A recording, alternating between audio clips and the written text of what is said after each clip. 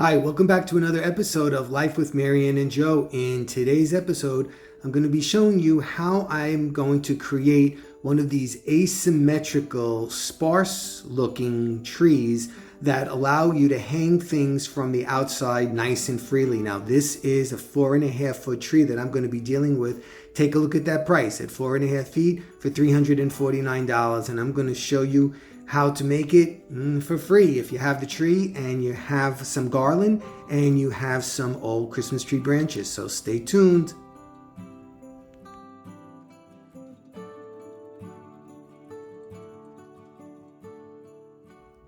Okay, so this is a typical slimline tree, or sometimes called a pencil tree.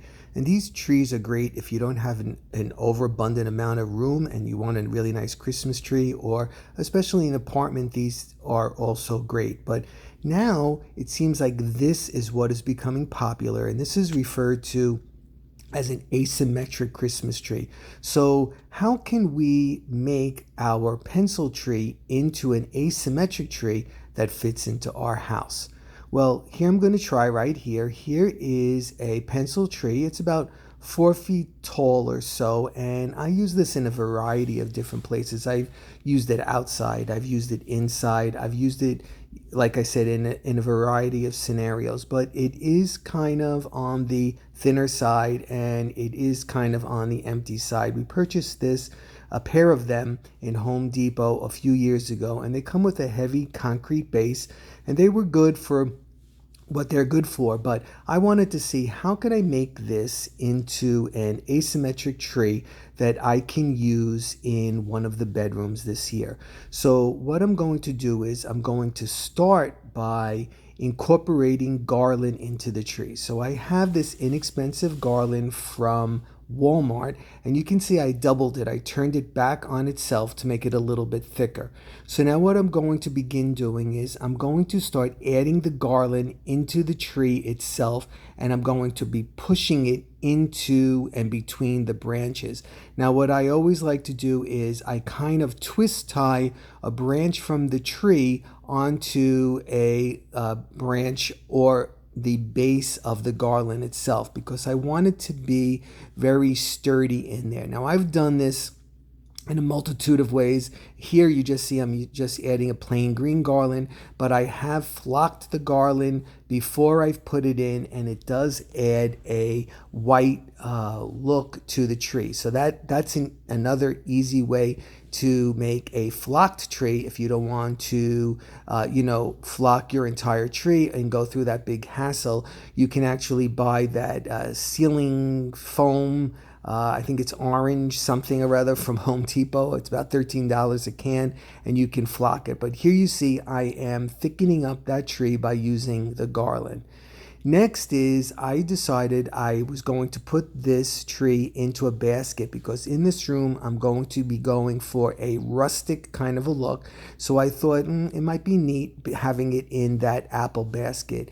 And here I'm showing you how I've incorporated that garland into the tree itself, and I've twist tied it in so that it's nice and sturdy inside there.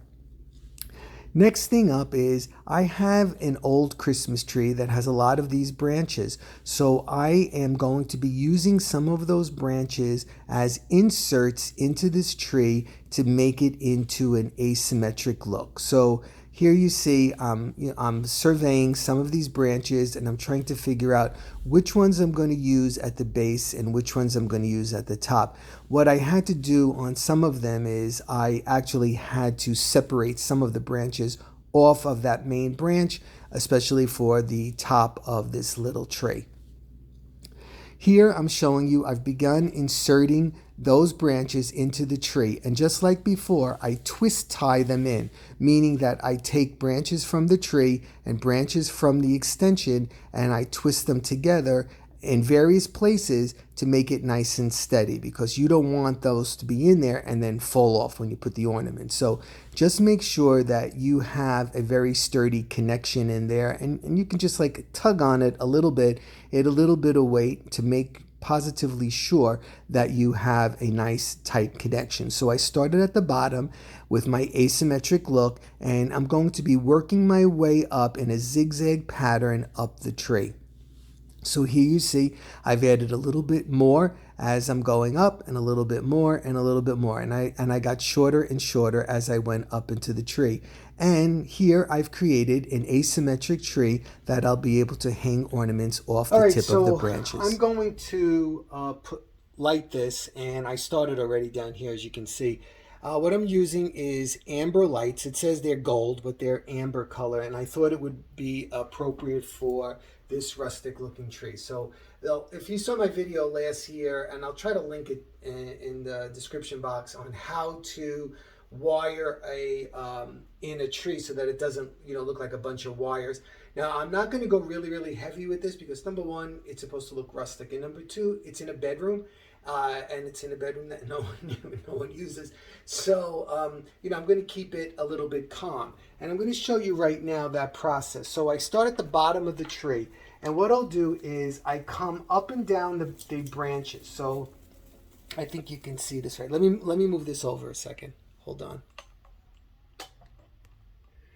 Okay, so that might be a little bit better.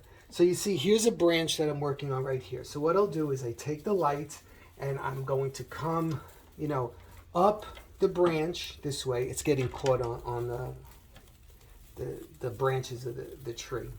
This tree that I stuck in here has very prickly branches. So what I do is I'll wrap, the branch this way, right? And trying to pull the wire tight so that we don't see the wire. And then what I'm going to do is I come back again this way, right? It's going to come back down the branch again, and then in towards the center.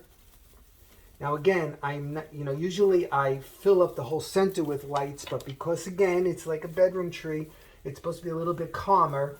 I don't want it to look like Rockefeller Center. My shoulder's in the way, sorry.